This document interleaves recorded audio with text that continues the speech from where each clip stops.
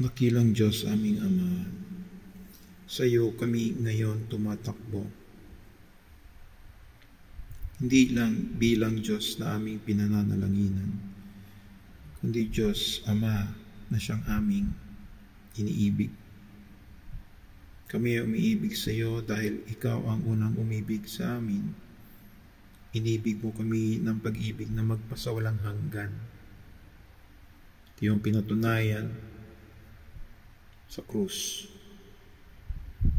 kung gaano kadugo ang inyong handang pagbayaran para kami ay tubusin sa aming kasalanan.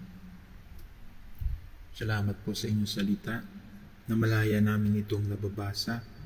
Salamat sa pagkakataong magtipon-tipon sa iyong kabutihan pag-alala. Pinupuri ka namin, Panginoon, at hinihingi ang inyong liwanag. Ang kaunawaang sa inyo lamang nanggagaling. Nawa kayo ang manguna at aming makita kung gaano kalaki at walang sukat ang inyong pag-ibig sa amin. At kung gaano kaimposible namin itong maibalik. Hiwalay sa inyo, wala kaming magagawa. Salamat po, Panginoon. Yung relasyon sa pagitan ni Kristo at ng kanyang bayan ay hindi lang basta tungkol sa pananampalataya o sa paggawa ng mabuti. Kasi dito tayo nakakahon na kapag Christian, ang tungkulin mo is gumawa ng mabuti, mag-ministry, mag-preach ng ganyan, mamigay ng tracts. More than lahat ng mabubuting gawa natin para kay Kristo ay umaapaw lang sa saro ng pag-ibig natin sa Kanya. Pag ang isang magkasintahan ay nag-iibigan, natural na sila ay gumawa ng mabuti sa isa't isa.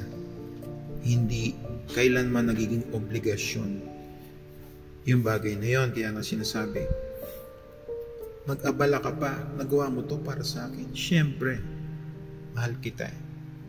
Ganon ang sinasabi ng mga taong marurupok.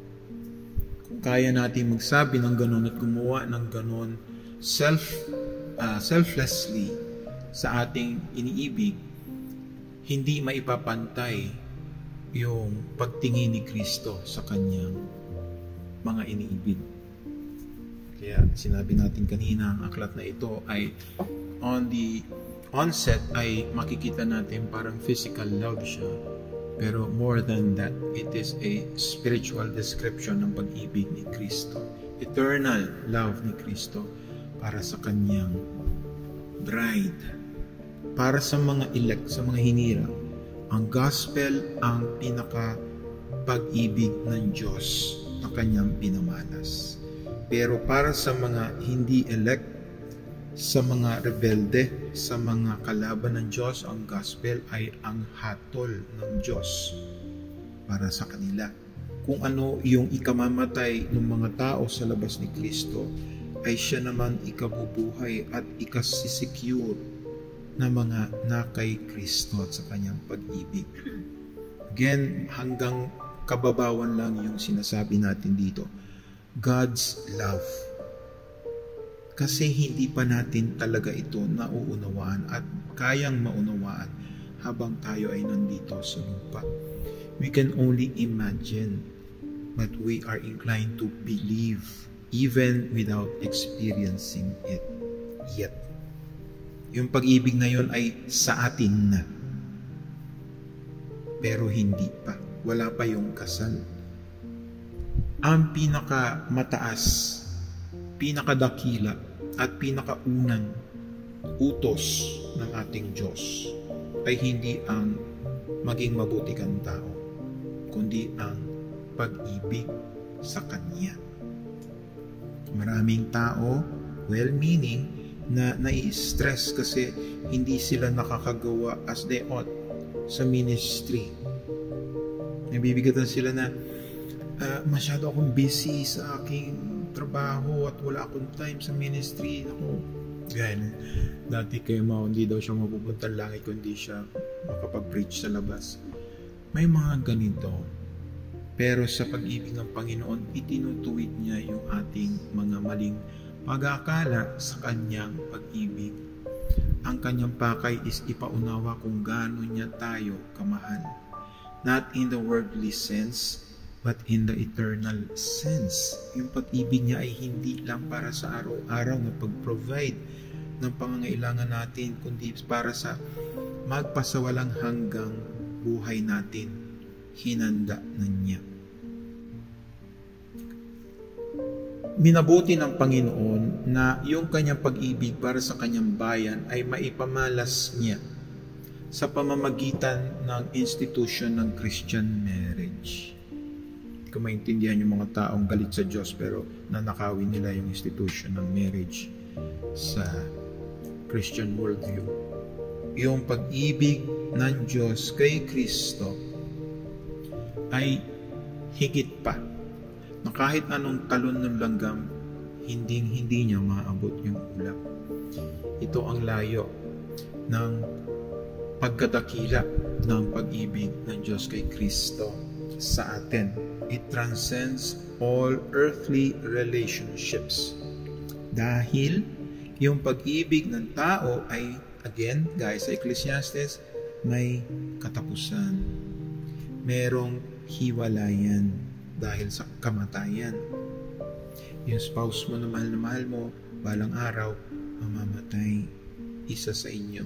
Yung mga magulang na mahal nyo, balang araw, ililibing nyo. In some cases, yung mga anak ang nililibing ng mga magulang. Pero mas dakila at hindi maikukumpara yung pag-ibig ng Diyos dahil yung kanyang pag-ibig ay walang katapusan, magpasawalang hanggan at hindi nagbabago. Isa sa pinaka-unique trait ng pag-ibig ng Diyos ay wala sa pag-ibig ng tao. Ang pag-ibig ng tao ay may mood swing. Depende kung nakukuha niya yung kanyang ini-expect doon sa kabila. Pinapakitaan siya na mabuti, mahal niya yung partner niya. Pag tinraitor siya, hindi na niya mahal. Pero tayo, ilang beses at hindi mabilang nating tinraidor ang Panginoon, and yet namatay siya para sa atin kasi He cannot deny Himself. And His character, one of His attributes is His unchanging love, selfless, infinite, all-encompassing. Makikita nyo sa 1 Corinthians 13 kung gaano ka dakila yung pag-ibig ng Diyos. Hindi nagbibilang ng masama. Tayo nagtatanim ng galit, nagpapatawad. Tayo hirap na hirap. Kahit sarili natin, hindi natin mapatawad. Yung pag-ibig na galing sa Diyos, kaya ito dakila, ay dahil galing ito sa Diyos na dakila. Lahat na nagmumula sa Diyos ay kasing puro ng Diyos, just as He is pure. His love is holy because He is holy. Kanyang love may kasamang wisdom na gumawa ng mabuti at talikuran ng masama. Yung kanyang pag-ibig ay may kasamang kapangyarihan na mag-alay ng buhay. Yung kanyang pag-ibig may kalakip na kabanalan at pag-ibig sa lahat ng banal, sa lahat ng patungkol sa Diyos. Yung pag-ibig ng tao ay patungkol sa lahat sa kanyang experience o laman. Yung pag-ibig ng Diyos ay tapat, just. It rejoices in what is good. Ang pag-ibig ng Diyos ay mabuti. Ang pag-ibig ng tao ay galing sa puso ng tao at yung puso ng tao ay sinungaling sa lahat ng bagay. At yung pag-ibig ng Diyos ay katotohanan. Dahil ang Diyos ay katotohanan, ang tao hindi. Dalawang bagay ang kailangan natin para maintindihan natin mabuti itong aklat ni awit na Solomon. Yung una, a Christian experience. You have to be a Christian para maintindihan mo itong bagay na ito. Pangalawa, Isang pusong marunong umibig at nakadama ng pag-ibig ni Kristo. Paano mo malalaman na nadama mo yung pag-ibig ni Kristo? Kapag iniibig mo ang lahat ng iniibig niya at kinasusuklaman mo ang lahat ng kinasusuklaman niya. Hindi natin maisa sa buhay yung pag-ibig na hindi nating naranasan. Kung ang naranasan lang natin ay pag-ibig ng mundo, mahuhumaling lang tayo sa mundo at sa lahat ng alalahanin na ito. Pero, kapag nakita niyo ang tunay kung gaano kadalisay at kaliwanag yung pag-ibig ni Kristo, mawawalan ng saysay ang lahat ng kayang ialay sa inyo ng mundo. Walang kwenta ang mundo kapag tinabi niyo sa laki at ganda ng pag-ibig ni Kristo para sa inyo.